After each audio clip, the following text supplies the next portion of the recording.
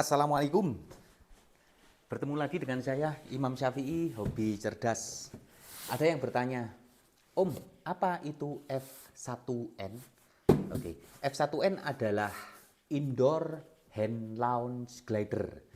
Dia adalah salah satu kategori lomba dari FAI, Federasi Aeronautika Internasional.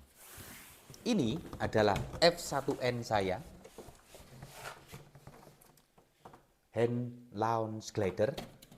Jadi kalau ada yang bertanya, Om, apa itu F1N? Pada dasarnya dia adalah Indoor Hand Launch Glider. Setelah ini akan saya jelaskan satu-satu apa itu F1N, regulasinya bagaimana, kemudian karakteristiknya bagaimana, termasuk juga bahannya bagaimana. Wow, boxnya sangat besar sekali ya. Ini sekitar 70 cm kali 70 cm. Jadi definisinya adalah F1N adalah Indoor Hand Launch Glider yang diterbangkan di ruang tertutup. Ruangan tertutup seperti gedung, aula, dan macam-macam ya.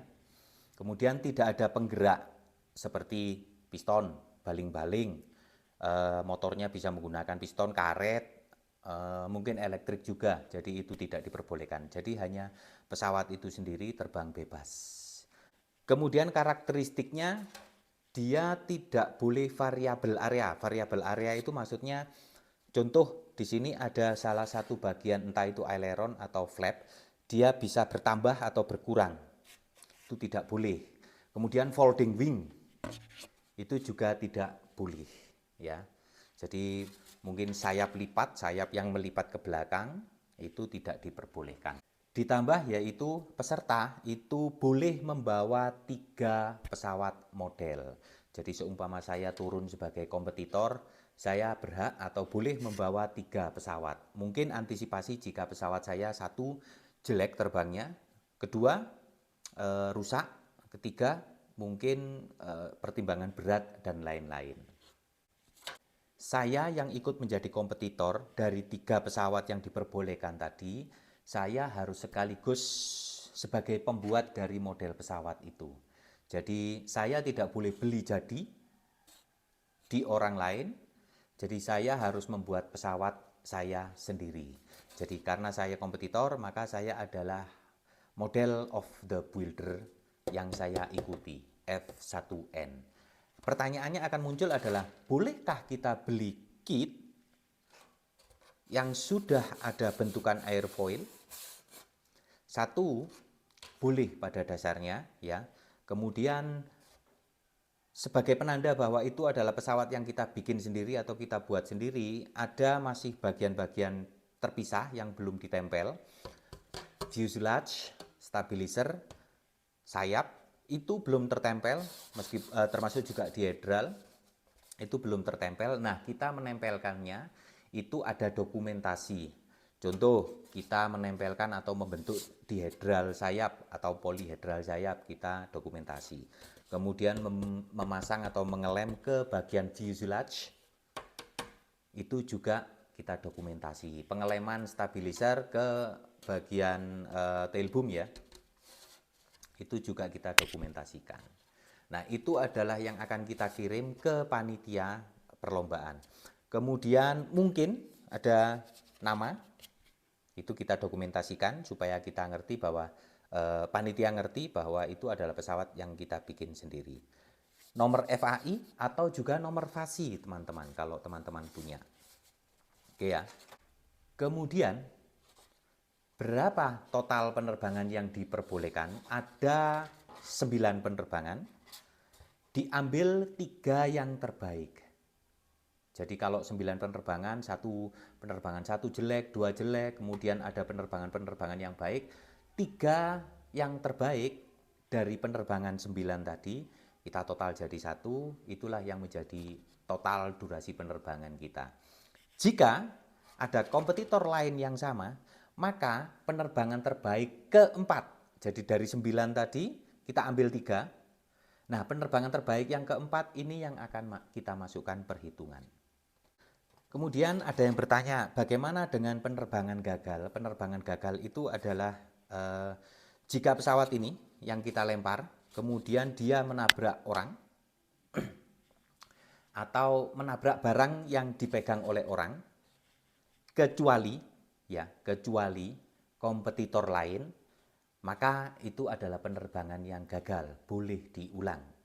Penerbangan gagal selanjutnya jika 2 orang atau 3 orang kompetitor melempar pesawat bersamaan, kemudian dia bertabrakan, kolaps, itu juga boleh diulang. Dan satu lagi penerbangan gagal adalah jika ada bagian yang patah terlepas dari pesawat model yang kita lemparkan. Jadi itu akan diawasi ketat oleh timekeepernya. Jadi seumpama ada bagian cuil sedikit lepas, penerbangan gagal. Seperti itu. Kemudian timing atau durasi terbang ya. Karena ada 2 wasit nanti untuk satu kompetitor untuk mengantisipasi error. Jadi 2 timekeeper tadi itu akan mencocokkan. Kemudian jika ada perbedaan maka diambil tengahnya. Selisih dari kedua tadi akan diambil tengahnya. Kemudian timekeeper juga akan stop jika pesawat itu sudah mendarat berhenti di lantai, ya. Itu juga akan di stop, klik. Kemudian akan di stop jika pesawat yang kita lempar juga itu ternyata menabrak atau membentur dinding. Jadi seumpama terbang, kemudian dia ke arah dinding, kemudian terbentur, nah itu langsung oleh wasit atau timekeeper langsung di stop. Termasuk juga nanti ketika kita lempar dia menabrak bagian atas, itu juga akan di stop. Jadi seperti itu. Tapi ingat bagian bangunan tepi kanan kiri atas, bukan lantai. Karena kalau lantai itu jelas tadi sampai berhenti ya. Selanjutnya adalah bagaimana teknik peluncurannya atau melepaskan pesawat tersebut. Satu, karena tadi sudah tidak ada hubungannya dengan karet, tenaga, atau penggerak dan lain-lain, juga tidak boleh dengan ketapel atau ketapul glider. Itu adalah regulasi lain. Jadi peserta boleh melempar seperti ini, javelin, atau bagian ujung sayap kita pegang, kemudian kita swing atau diskus ya, boleh dengan cara berputar, boleh dengan cara apapun, selama itu dilemparkan dengan tangan, diluncurkan dengan tangan. Kemudian boleh sambil melompat, jadi seumpama teman-teman melompat dari lantai pijakan tadi, kemudian melompat set, kemudian pesawat dilepas, itu juga boleh. Jadi intinya adalah hand launch glider, model lemparan boleh apa saja. Karena berada di dalam ruangan atau gedung yang tertutup, maka ada 4 kategori gedung. Yang pertama adalah gedung dengan ketinggian maksimal ya 8 meter, itu gedung kategori 1. Jadi kalau muncul F1N Cat 1 artinya kategori 1. Itu diterbangkan di gedung maksimal ketinggian plafon tertinggi adalah, jadi titik tertinggi seperti Kuba gini ya, titik tertingginya adalah 8 meter. Kategori kedua itu 8 meter gedungnya sampai dengan 15 meter.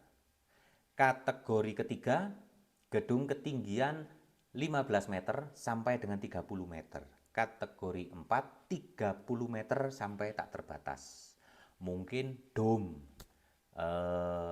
gedung-gedung yang tinggi. Yang jelas bukan menara ya, kecil terus tinggi. Karena diameternya biasanya digunakan itu adalah diameter terbang 15 meter. Seperti itu. Karena berhubungan dengan tingkat ketinggian, itu banyak teman-teman yang bertanya, terus model pesawatnya bagaimana? Saya kasih contoh. Boleh nggak saya menerbangkan OHLG INA atau OHLG AMA?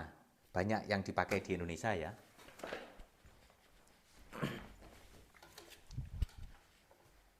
Ini adalah OHLG INA. Bentang sayapnya yang ini ada batasannya 50 cm. Saya ini membuat 46 cm. Beratnya 18 gram ya. Boleh dipakai di kategori F1N? Boleh. Melemparnya juga model seperti biasa, entah itu caki seperti ini cak ya. Kemudian javelin juga boleh. Atau pegang ujung sayap, dilempar sambil berputar atau swing. Itu boleh digunakan OHLG INA atau teman-teman boleh menggunakan ini OHLG AMA. Ini 80 cm, beratnya 85 gram. Boleh ini digunakan di kategori F1N. Tapi kan kita harus berpikir gedung yang mana, kategori gedung yang bagaimana yang diperbolehkan atau yang efektif untuk kita terbangkan pesawat. Bukan diperbolehkan ya, yang efektif untuk kita terbangkan pesawat ini. Saya kasih contoh. Ini adalah OHLG INA. Kita langsung bisa pakai ini untuk F1N, tapi ternyata gedungnya kategori 4, kan tidak mungkin kita terbangkan ini. Mentok-mentok lemparan kita hanya berapa meter. Tapi kita akan menggunakan ini, OHLG AMA. Kemudian kita berpikir, oh gedungnya ternyata hanya mentok 30 meter, lemparan saya 25 meter. Berarti saya akan bikin pesawatnya lebih ringan. Mungkin bikin lagi model OHLG AMA seperti ini, beratnya saya turunkan menjadi 40 gram atau 45 gram. Saya bikin baru lagi, lebih ringan. Oh ternyata gedungnya tinggi unlimited, boleh saya pakai ini langsung? Boleh. Model lemparnya menggunakan tip launch glider yaitu diskus, itu boleh. Oke ya. Kemudian ini tidak efektif kita bawa F1N kategori 1 atau 2. Ya. Jadi kita akan bikin lagi lebih ringan lagi seperti ini. Nah, yang ini material yang saya gunakan adalah styrofoam.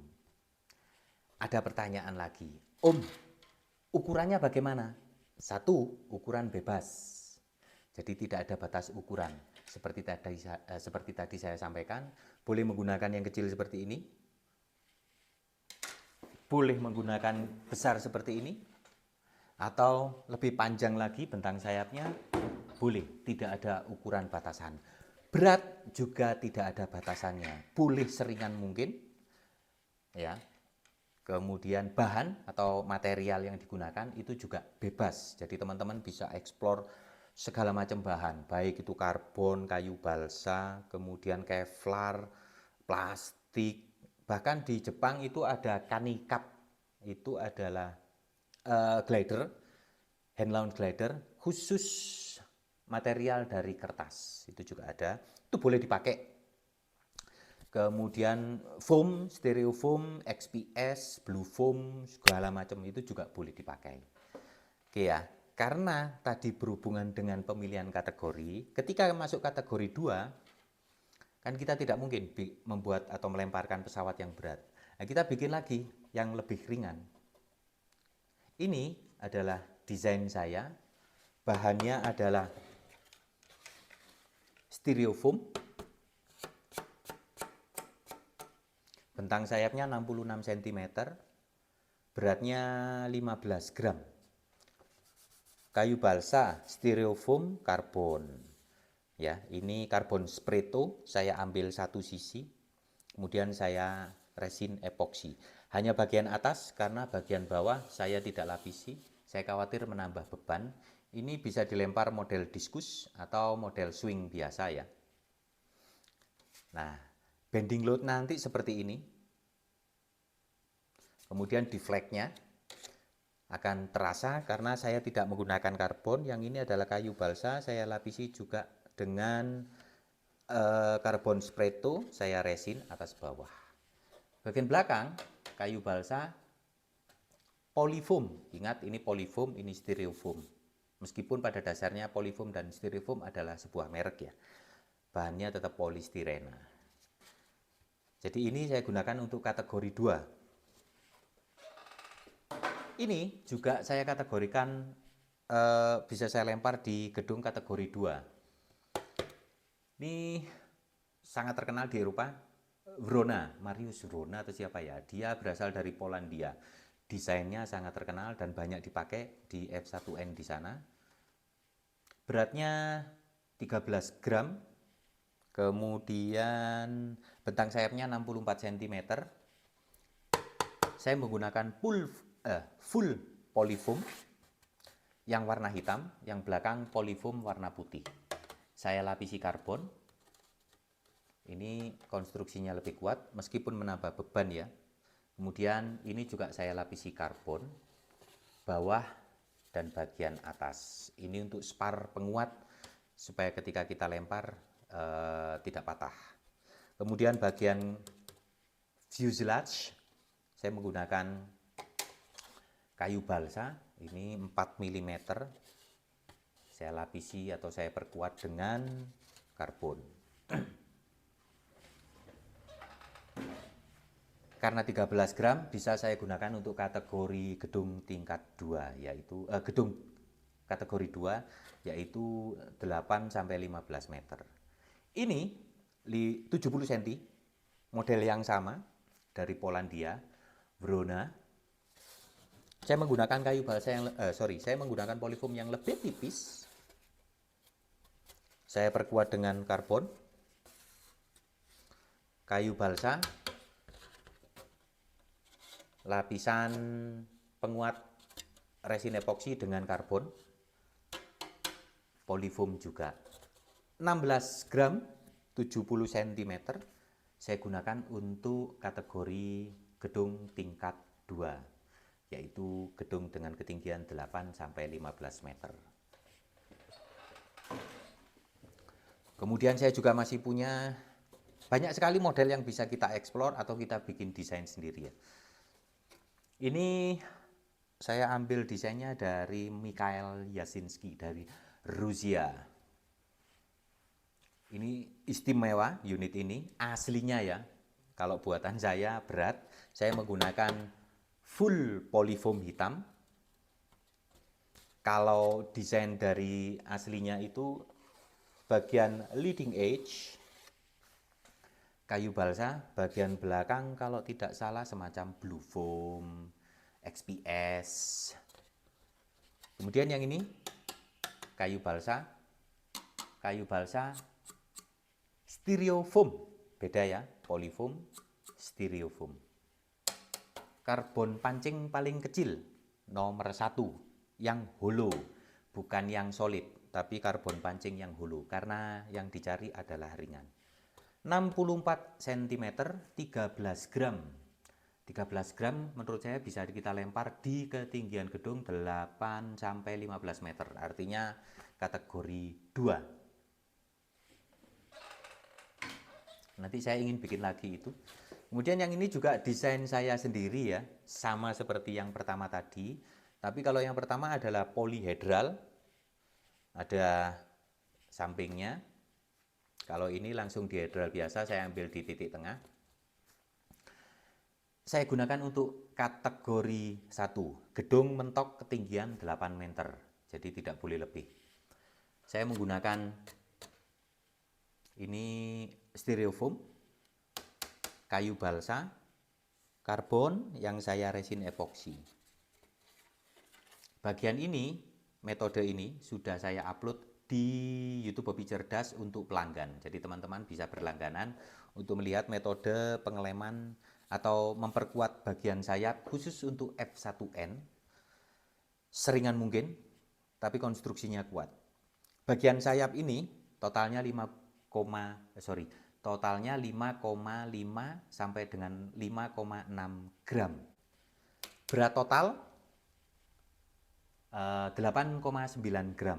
Jadi sangat ringan, bisa saya gunakan untuk gedung kategori 1. Mungkin nanti akan saya coba di gedung kategori 2. Kayu balsa, kalau teman-teman punya karbon seperti ini, karbon pancing, hollow yang berlubang, bukan yang solid, itu juga bisa digunakan karena akan lebih stiffness atau lebih kaku.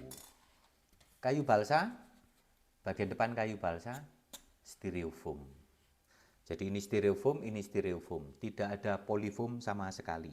Kemudian juga ini flapper, bisa berubah sudutnya. Ini kalau kita lempar dia mungkin akan mengurangi insiden dari pesawat. sehingga tidak roll atau tidak jempalik ya. Jadi boleh menggunakan chuck glider, boleh mendesain sendiri, boleh menggunakan OHLG AMA, asalkan bikinannya sendiri. Kemudian pesawat mana yang akan kita gunakan itu kita juga menyesuaikan dengan ketinggian gedung. Entah itu gedung kategori 1, kategori 2, kategori 3, kategori 4. Pada dasarnya, kalau teman-teman paham, OHLG AMA itu pada dasarnya adalah F1N kategori 4 atau 3 yang diterbangkan di luar ruangan. Jadi, pada dasarnya juga bisa dibawa kembali ke dalam ruangan seperti itu. Ini cukup populer di Eropa, Amerika, negara-negara dingin. Kenapa? Mereka banyak bermain indoor. Nah, ada juga yang seperti di negara kita, termasuk juga Thailand yang iklim-iklimnya mirip ya. Mereka ada yang menerbangkan indoor, ada yang menerbangkan outdoor. Mereka juga menggunakan kategori F1N dengan bahan yang mirip. Tapi gedungnya mereka tinggi-tinggi, jadi rata-rata mereka membuat pesawat itu sekitar 15 gram naik turun ya. Dan model lemparnya menggunakan model diskus atau berputar. Itu saja dari saya. Nanti saya akan membuat tutorial untuk pesawat F1N dari yang paling mudah dan akan saya upload. Ada tambahan yang paling penting yaitu tanggal 4 sampai tanggal 6 ada Kejurda Jatim bulan September. Kejurda Jatim khusus untuk F1N. Jadi sudah resmi di Kejurda Jatim.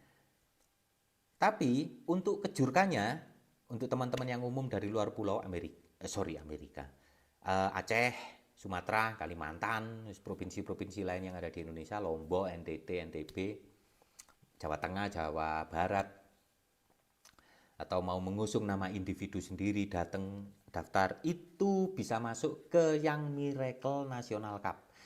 Itu kejurka nasional, ada F1N juga di sana. Pendaftaran dibuka tanggal 1 Agustus kemarin dan akan ditutup 15 Agustus. Jadi kurang berapa ini? 10 hari ya. 10 hari lagi akan ditutup. Teman-teman yang mau daftar individu atau atas nama klubnya boleh langsung, nanti kita ketemu di sana insya Allah ya. Itu saja dari saya. Kalau ada yang mau ditanyakan bisa di kolom komentar. Kemudian link FAI Sporting, kodenya bagaimana, kemudian link FASI Indonesia, Aero Jatim untuk pendaftaran Kejurda dan juga Kejurka, itu akan saya cantumkan di deskripsi video. Terima kasih banyak teman-teman, sukses selalu dan wassalamualaikum warahmatullahi wabarakatuh.